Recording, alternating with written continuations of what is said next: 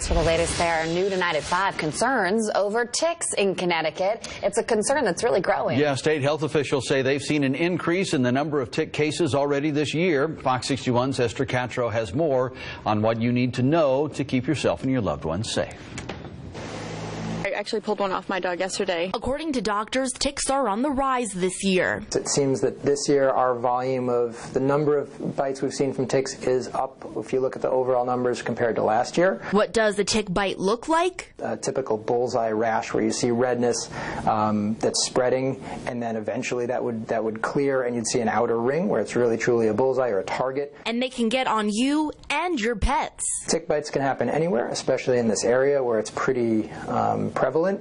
Tick bites happen in short grass. They tend to happen in the wooded areas around yards where there's thicker underbrush and wooded areas, but they can travel, and if you walk your dog, it can bring it into the house. Because of their long hair, you know, they could be there and you wouldn't even see them unless you're petting them and going through their hair. And you don't want to bring those ticks into your house. This dress that I'm wearing with my arms and legs exposed, this is a really good example of what not to wear when being outside.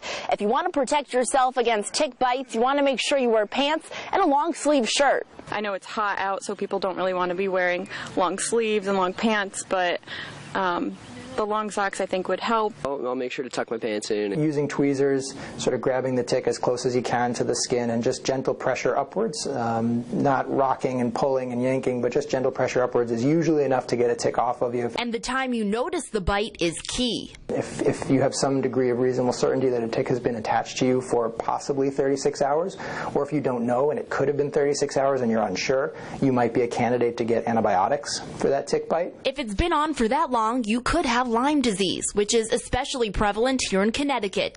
You can always send the tick to a state lab where they can test it for Lyme. In Avon, Esther Catro, Fox 61 News.